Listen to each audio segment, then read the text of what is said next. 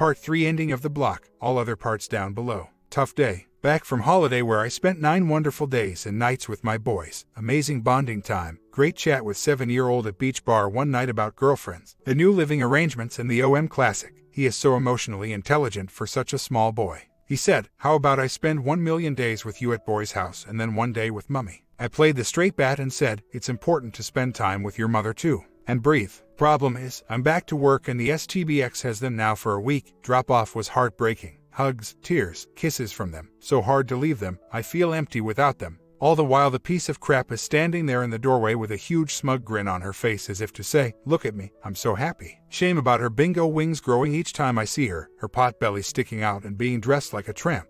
Then the anger starts. How could she do this? Reduce the time I see my sons by 50%. Stop me seeing them grow up every day. It's so unfair. Add to that the OM raising them in my absence and I can feel myself losing it. I think I am being harsh on myself. I do keep myself really busy with work, footy, friends, gym, pub, mate dates, etc. But my mind does go into full speed pondering mode at any opportunity for silence, or during music, lyric triggers. I notice that even any book I read, self-help, fact or fiction, I end up thinking about how the X fits the situation I've just read. My mum pissed me off this week by saying that she felt I was too strict with the boys. I am comfortable that I give them space to grow and be themselves, but repeated ignoring of requests. We have a no third time of asking rule, to require a stiff reminder of their part in this new household. How great! After being let down by the British weather on a picnic promise a few weeks ago, I actually got the picnic rug all out and did the very same in the lounge. Simple things are so fun at this young age and we must remind ourselves of that. I agree, lots to look forward to once the anger subsides. I actually view me as only being 38 now. A few months ago I felt I had no chance, but pretty sure once I make myself obviously available, I can make sure my picker is fired up to be better this time. Out of interest, Danny, does your ex have any issues with your new GF meeting your kids? Or do you think, because she doesn't fully know your world now, that it hasn't dawned on her? I presume the OM hasn't met your daughters. My birthday today and I am surprised how it has impacted me. Boys are with STBX this week. I am having dinner with them later, but I am upset that they weren't there this morning when I woke up, to give me hugs, open cards, etc. In fact, not heard anything from them. Can me building a new life, without the ex, possibly compensate that loss of time with my kids? I highly doubt it. It's these feelings that lead me to wondering about our 180 divided by NC has been 99% hard line. She is stubborn, won't show her true feelings to me. I'm convinced she is doing the 180 too, so if I broke down the ice between us, I might just get to see what she is really thinking. If that is I am in love with OM, soulmate, unicorns, then great, I've heard it from her firsthand. I also still have that need to tell her the truth about the OM too. It's stopping this guy being in the boy's life for a few months, then F off when he finds his next co-worker to groom. I'd regret it if I didn't tell her the facts, even if she is likely to dismiss them as me being bitter, revenge-seeking. At least she can be wary of his bull. I'm glad days like this are fewer and further between than they used to be, but my brain races when they arrive, and it's difficult to slow it down. Had lovely dinner with boys, then dropped them back to ex, who incidentally was dressed like a tramp. Didn't engage beyond updating her on boys' days. Then she pulls out 3 presents and a card from the boys. So, I'm sitting here with a very expensive whiskey, King George V, hitting Bumble and Tinder, both on fire. But still wondering what if. I know the evidence points to a broken person, but this is so out of character. I just don't think this is the real her. Yes, we were both crap at meeting each other's needs in the past years, but she never showed any sign of this. Insecurity, yes, but cheating. No, I truly believe this is a pre-menopause situation. If I didn't investigate, I'd feel regret. That said, I do realize that I can carry on as I am, and if she does snap out of it, I can choose to consider her at that point. Perhaps it is just birthday blues. I'll sleep on it. Tomorrow is a new day. Women cannot love 2 men at once. Divorce is very close, but it's the only weapon I have against OM meeting my boys, so I'm in no rush. Thing is, I do see and hear signs. She searches for me on FB every day. She has recently started to tell friends that I'm a good man, but we didn't make each other happy. She makes excuses to message me. In fact, she texted me today to wish me happy birthday and bought gifts from boys. Maybe I'm wrong. Maybe I am better off not getting sucked back in. It would be for the kids if did anything. I think, at the heart of this, is her fear of being alone. I occasionally threaten divorce, learning taken, won't use weak, emotional blackmail in future, so she was on the lookout for a new partner in case I did. Not justifying it in any way. You are right, he saw this opportunity and used his female co-worker grooming experience to mold her into his grasp, using time, money, and resources of their work to implement the capture by providing affection, admiration, and conversation. I can see how she fell for it, though looking at him, it can't be physical attraction. I don't know about a fair cooling off though. Neither of them has a fallback now. In the past, the OMW put up with it for the sake of the kids, but not this time. She threw him out. Plus, they still have thrill of it being a secret at work. Deep down, I do hope I am over the fear, disappointment of what this will do, has done to my kids before she comes back, but today, it's difficult. So today is a new day and I'm back on a bit more of an even keel. Back in the room, as Danny says. Thanks for the support all. Slight wobble was getting birthday cards from both MIL and X's aunt this morning, both with kinds of messages of support and hoping I am able to enjoy my birthday despite what has happened. Wasn't expecting that at all. However, the dating app's fun last night reminded me of the potential that is out there and I shouldn't have to accept second best, no matter how good my intentions for R would be, my children. As long as I can be the one sane parent, I know the boys will be okay and, in time, I fully expect to find a new, better woman who will be happy to have them in her life at the appropriate time.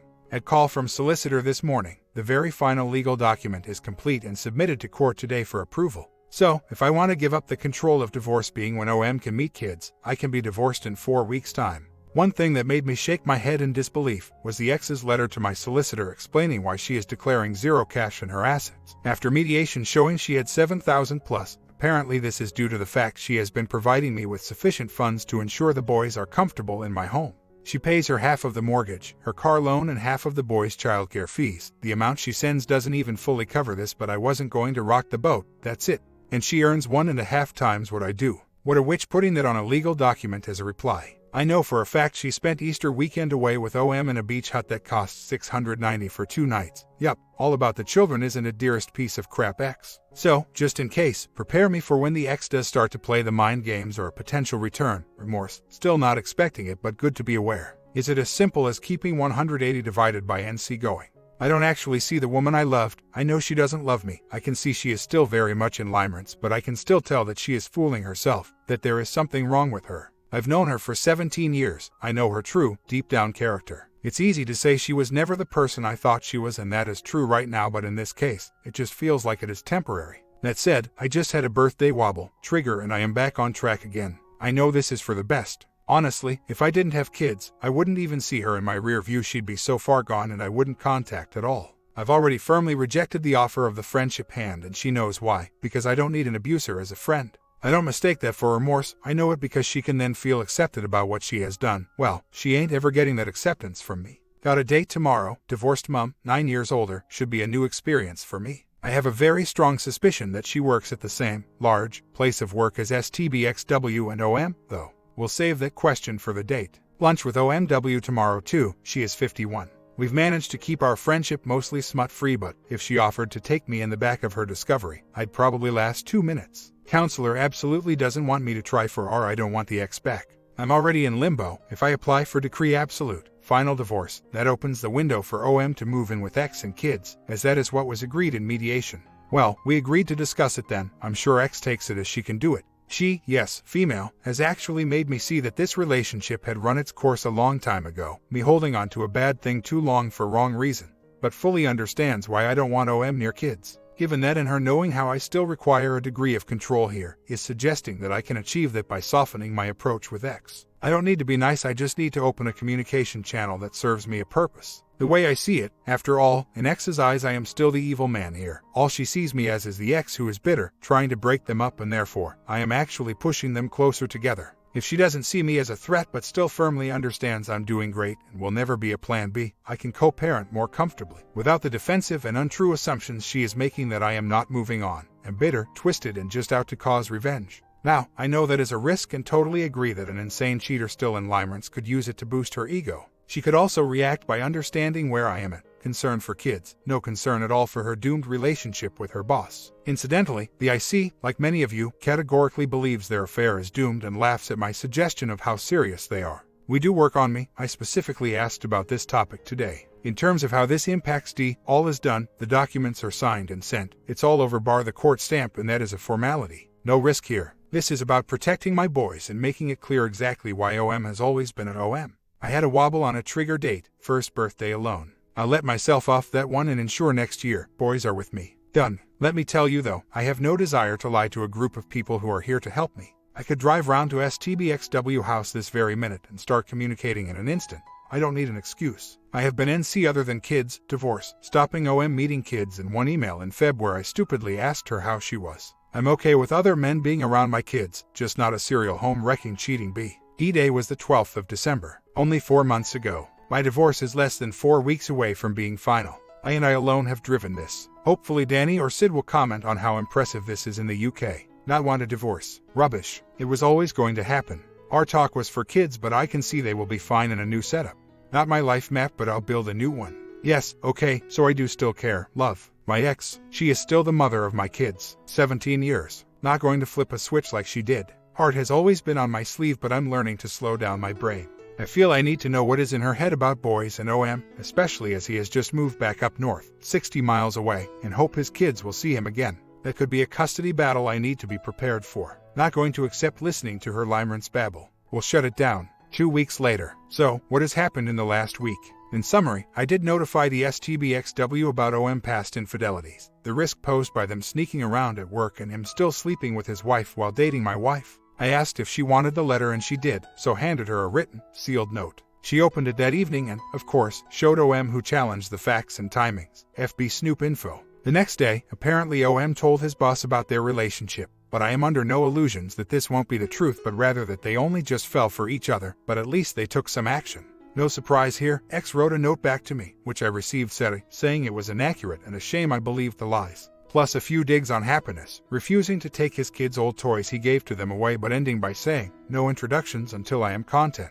Then I did some further FB snooping and found out that OM had posted me a hard-hitting letter, which is expected to arrive today, Tuesday. So, I went on front foot, told X I wasn't surprised at her response, reiterated my intentions were all to do with protecting boys in case OM only hung around for a few months, told her that I felt a weight off my shoulders for telling her the truth and that we should all draw a line under this and move on. Well, that caused a bit of confusion and panic in Unicorn Land. Long story short, with a large amount of support from OMW, who cleverly told him that I have all the evidence to tell their work the real truth, and if he was up to something, that he should call it off. Well, yesterday, he decided to text me, again, saying he was angry and had to respond to me, to correct key points of the letter. He wanted me to take that into consideration when reading the content of the letter. He agreed that it is best to draw a line and apologize for causing me pain and sadness. So, I did text him back, telling him I too was angry that he took my wife and 50% of time with my kids, that it must have been uncomfortable for him. Me dragging up his past and, in context of being the bigger man here and striking a blow for swallowing pride, I said I wouldn't actually open the letter at all. Dramatic few days. I know 95% of you thought the letter was a bad idea, but I feel 100% better for it. I made it clear to STBX that I am returning to NC aside from kids, final divorce proceedings, and that she should expect things to be quiet and stable for the next few months. If it isn't, then exposure of the truth still remains the option, but OMW needs his salary to secure a new mortgage, so we will likely hold off for a couple of months, and who knows, I might not even care then. I also followed up a few of my dating matches last week to have a drink with 3 different women, and one of them, there was an instant spark. She is pretty much the opposite of my ex, which wasn't intentional, but we've had 3 dates in the last week. Maybe it's because I've been in a bad marriage for so long, but she is so caring, thoughtful, loving, excited to see and hear from me. It's incredible. She's a 90-minute drive from me, which isn't ideal but could work well, given I have boys and still want my independence, which she knows. The level of openness and honesty between us is the biggest draw. I feel she is an open book with no secrets. Whatever happens in the long term with this new woman, she has already added a tremendous amount of value to my life and my mind. It's also allowed me to assess what the STBX is feeling, and I understand her desire to introduce the OM and integrate the children. Why wouldn't you want to do this when you have strong feelings for someone? Still doesn't make the timing correct or the underhand interference, such as giving my boys OM kids old toys and refusing to take them away, even though they both knew how distressing this was for me at OMW, right, but good to understand, nonetheless. I guess it does show that dating is important in the recovery from infidelity, but only when you feel ready in yourself and only if you are upfront and honest about your situation, intentions. On divorce, I expect consent order to be sealed in 2 weeks' time, for me to take on the house first week of June and pay off the ex at the same time. Creates a new world for me, where financial uncertainty is the new norm, but there is plenty of equity in the house should the crap hit the fan, and there is more to life than money. That leaves applying for absolute, which I think I will do it in a couple of weeks. It's the bind that stops OM meeting the kids, and I could delay it until end of September if I wanted to, but I feel we all must move on now and hope that the impact on my boys is minimal. Let's hope OM can learn from all that has happened this week and change his spots. So, another few dates with the new GF plan this week. I have my social activities lined up, my counseling session. I'm running, going to gym, new GF has bought me a golf lesson, so thoughtful. And work is busy but rewarding. Only 141 days since D-Day. Lots of progress, and boy, do I feel a better person. I'm going higher. No court, judge sessions here, all agreed outside of court, in mediation, and the only thing I have asked a judge to do, aside from granting me the allowance to D, is to seal the agreement that I have a clean break from her financially, and that I am handed the deeds to the house, after paying her cheating B off. That is the part that is 2 weeks away but doesn't require any attendance or discussions in court, all done behind closed doors by one judge alone. Now, if the STBX decides she wants to try and go against our mediation agreement of 50-50 custody, and move the children to OM's new hometown, then I will have to go down the court route, but that will be separate to D and the financial settlement. That is a horrid battle, but one I will be fully prepared for and one I will win. Remember, I have the text proof that she drunk drive, was staying in hotels with OM instead of being at home with kids, used work time and resources to further her affair, got promotion and pay rise from boss, got letter from OM harassing me. The list is long. Let's all hope it doesn't come to that. Well, what a difference a woman makes. At 4th date with the new lady in my life, drinks out in town, came back to mine and I cooked dinner. I had the best first night bonding I've ever had in my life. Really made me realize what passion I had been missing and that I accepted my last few years as normal. She is on the same page as me, busy single parent, lots of work, lots of friends, lots of her own interest, and she knows we can only see each other once a week at most. Although she would like that to be more, she is really content and I feel the balance is just perfect for me right now. I have made a commitment to her, especially after the infidelity I suffered. I want to be a decent guy and not mess her about. If it doesn't feel like it is working out between us long term, we both said we would call it and we'd know that we've had a good time and that we've both enhanced each other's lives. I told her, I don't want to change her, nor to control her, she must be herself, and I, myself, and if that doesn't work, then no biggie. It is possible she is a very close match and I guess it is that worries me a little. I've only had a handful of dates, so to think I am comfortable already seems a little too early, too good to be true. I am taking it steady and have never been this honest and open this early in a relationship, but strangely, that honesty seems to spur her on even more. In terms of the ex, was considering posting the content of my letter to her, and the STBX response on here. Would it be useful for other BS to see what I did, said and how she responded? I don't know, maybe I should just park all that now. Sat in traffic this morning in my hometown and STBX and OM pull alongside me, both sitting in his Discovery, on their way to work together, smiling smugly at me. Took all my strength not to flip them the bird. This still makes me mad. They are now quite happy to travel and arrive at work together. Everyone is so happy they have found love in the last few weeks after both going through terrible divorces. After spending a night together. It's the unfairness. That is my wife he has taken. That is the OM that reduced my time with my young sons by 50%. They get away with it and are having the time of their life. Not fair. Angry, upset, rage, frustration. I guess it shows I'm not quite as far forward as I had hoped and that these things do really take years to recover from. I have to co-parent with this bee for 13 plus years. It's going to be difficult to ignore her driving around my hometown with the guy who groomed her for 9 months. Just wait until he starts driving my kids around, in the front seat, without a car seat. That is when this crap will really start to get difficult.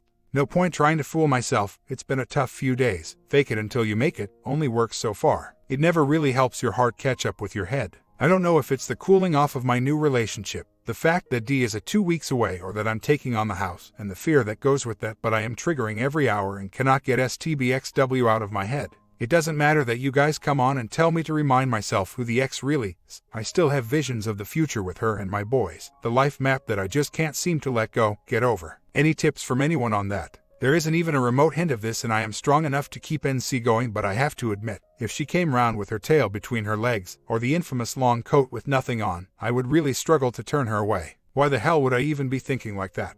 It's particularly odd because I have the boys for 9 nights, have loads lined up for all of us, seeing friends, work is busy, weather is amazing, GF is still keen. I'm already grateful for the improved things in my life. I guess part of it is feeling I am a better person, father and potential husband than I probably ever was, and perhaps I feel it's a bit of a shame that I didn't manage to get to that place with the ex. Had a crazy 20 minutes on Friday. Picking boys up, I had GF telling me she thinks I'm not over the ex and potentially in the relationship for wrong reasons. Then solicitor called me to tell me the consent order that I asked him to chase had been approved that afternoon. So that's it, clean financial break. I can complete and take on the house in my name and can apply for decree absolute. So that's it, all over bar a piece of paper. Weird feeling with my new life overlapping with my old. I guess over next few days it will sink in and I can move on. Until he meets my boys and then a whole new world begins. Still, for now, had a cracking boozy weekend in the sun with mates and all the boys played together nicely. Things could be a lot worse and that is something to be thankful for. Days away from formal divorce. Very busy at work but that is enjoyable.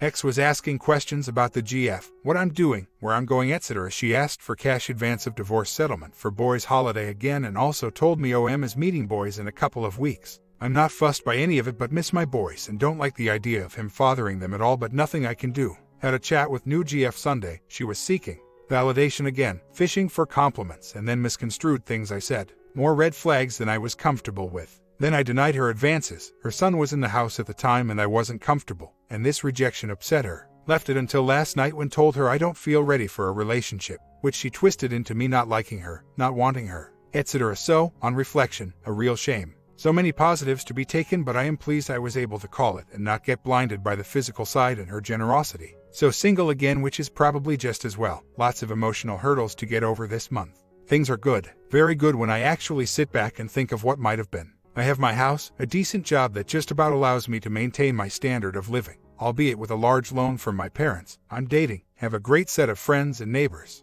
I have a new goals list now and am fitter, more toned than I have ever been. I even feel my confidence coming back at work, social situations. I have attention from females and the ones that I allow to get close to me. Well, I have noticed that within a very short space of time, they see what a good catch I am and start to look for more ways to be together. So, for all of you newbies, and perhaps oldies, out there, single dads in their late 30s, early 40s, who have their crap together, are seen as a great catch, especially by other single mums and especially by those who also suffered infidelity. The fears are still there. For instance, the likelihood that the XW moves the boys to live with him 90 minutes away, but I manage those thoughts so much better. I see played a big part in this, as did this forum and reading books. I have learned to reframe the potential negative situations into positive ones. It doesn't matter that you didn't choose the situation you are in, you can, and will, react to make it the best outcome. The co-parenting is sometimes tough. I still get a slight hint of fear every time I see XW name appear on an email or text, because I don't know if there is going to be a life-changing request, like the above, in there. The days we do have to meet for drop-offs or sporting events do still provide me with a small amount of anxiety. However, each occasion passes, with me still following 180 rules, and each time, I feel better. It's only been 7 months, so my expectation is that, come the new year, with an annual set of events out the way since D-Day, I will be fully moved on and ready to tackle anything. Well, life goes on and things are really starting to stabilize and fall into the new routine and pattern. The triggers become less and less, and even when the ex does try to wind me up in our only correspondence, a weekly email about the boys, I just don't feel the need to respond and give her the attention she is seeking. Recent example is that I suggested that it would be good to get to a point of consistency and major rules in the two households, mainly focusing on encouraging my youngest son to sleep in his own bed, rather than her letting him join her, and AP, in bed each night. She, however, said the only consistency required is their happiness and that we don't need to address the sleeping situation. I find that disappointing in our aim to have a good co-parenting relationship, but it won't change the way I want to bring up the boys, in spite of her rules. This feeling of complete indifference towards her is unexpected. It is quite hard to understand how I can get to that point after 17 years of being with someone, but I see it as a huge positive that I see her for who she is now and that I'm not attracted to that at all. Slight concern, although entirely understandable. My boys appear to be getting more emotional. For example, my 7-year-old son cries every time the ex leaves. As per above, the 4-year-old has huge separation anxiety at nights, so wakes me up multiple times. I feel more capable to deal with these episodes and encourage them to talk through their feelings with me anytime they wish. Still saddens me to see them upset though. I did offer up the ex to see the boys midweek on my weeks. We are 50 over 50, 1 week on, 1 off, but she refused, saying that would be too disruptive and confusing for them. I find that response hard to believe, and instead I believe it just wouldn't fit in her routine of staying at a P's house 80 miles away. Shame, but I guess I shouldn't have expected any less. I've continued to distance myself from my mum after her willingness to listen to and believe the ex's story, and I find my mood in a much, much better place for not having to speak to her. One to pick up, and I see, as that must mean something. Dating has been going well. Had a crazy period a few weeks ago and went on 5 first dates, and one, a local lass, 42, mum of 1, went really well. Seen her twice more since. Slight concern, mostly down to my fear of being labeled a hypocrite, is that she is still going through divorce. Got my eyes and mind open on that one, but it feels good for now, and she is HD, so feeling is at least that area is covered, although taking it slowly, learning from past dating.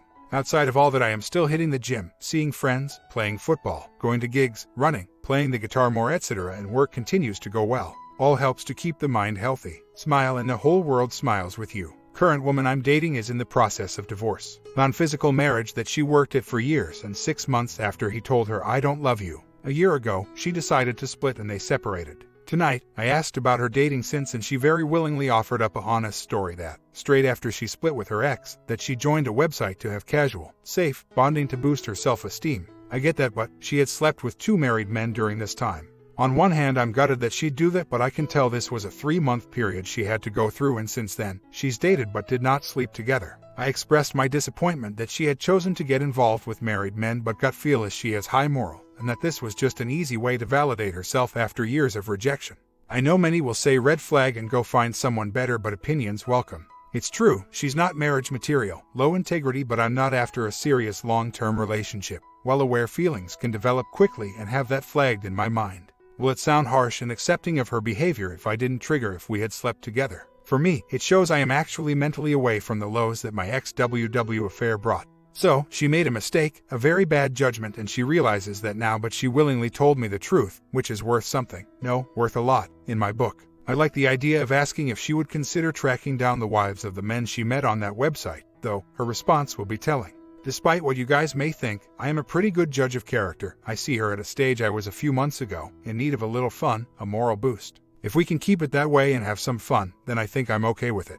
Yes, there are plenty of other fish, but right now, this is in a good spot for me. Not perfect, but I have no hesitation in calling it off in an instant. You guys underestimate me. Pretty strong right now. The concern was more on a moral, ethical one. As I said, I don't want to feel like I am betraying my fellow BS by sleeping with someone who made the mistake to enable affairs in the past. We'll keep it at arm's length for now. Well, I asked for it and I got it. It's a huge disappointment to me. I told you the bad part to this woman, but the good parts were great, really great. But hey, I made a promise to myself and I have the chance to avoid such women in the future. I'm beating myself up about why I'm finding this so difficult. My morals and expectations are very clear, but you guys are right. I'm trying to find a reason to justify her history. We had a long chat about it, and through that, although she shows remorse about what she did, because it was a paid website, illicit encounters, she seems to think that the guys she did sleep with had good reasons for seeking out bonding. Very difficult to hear her say this and for her not to think about, feel compassion for the unwitting wives who were sitting at home with the kids while she was out having dinner, drinks, slept with their husband, in a hotel. Half a year later, 1 year reflection. You will get through it, this too shall pass, and you will look back and wonder why you got so upset over someone who could treat you that way. See it as a gift. They have freed you to find something better. Sure, let the emotions ride over you when they appear, but then send them back to where they came with a clear message. I am stronger now. I feel like I have come a long way in a year. I am a better person, an even better father. I feel healthier both mentally and physically. I have so much to be thankful for, and most importantly, I now view relationships in a completely different way. I will never fully connect my happiness to another woman, nor will I be scared of losing a GF. I will treat them well, but I won't seek validation from them or be reliant on them in any way. I think that is the biggest positive to come out of this. We were both pretty crap in our marriage. We didn't really know what we were doing. We didn't communicate well. I harbored resentment, and the XW never understood my need for fulfillment. Some people are just not meant to be together forever. We'd stopped growing, and that isn't anything to be ashamed of. GF, of 3 months, is keen for her and her kid to meet my boys, but I am taking it steady, so have declined for now. I think it's a big thing, and I don't want them getting attached to anyone when I myself am still finding out about her, as well as finding out about myself. It's a slightly unwelcome hiccup in an otherwise great relationship, but no need to rush anything, and if she has an issue with it then it's a shame, but I'm happy to enjoy what we had and move on. Still a few odd communications from the ex. She took delight in telling me, via our weekly update email, how the boys have really grown close to their new family as his kids have been around a lot of Christmas. I just laughed and felt sorry for everyone involved. Must be difficult for his kids too, especially with a 8 to 12 year age gap. Long may that friendly behavior continue, but I do get a sense of reality biting a little in paradise. Started to make plans for birthday and already have holiday with my boys booked, lads golf trips, weekends away, gigs lined up. Lots to look forward to. 2 years later. As for now, well, things are pretty great actually. I'd say that over the past 6 months things have really calmed down into a routine for everyone.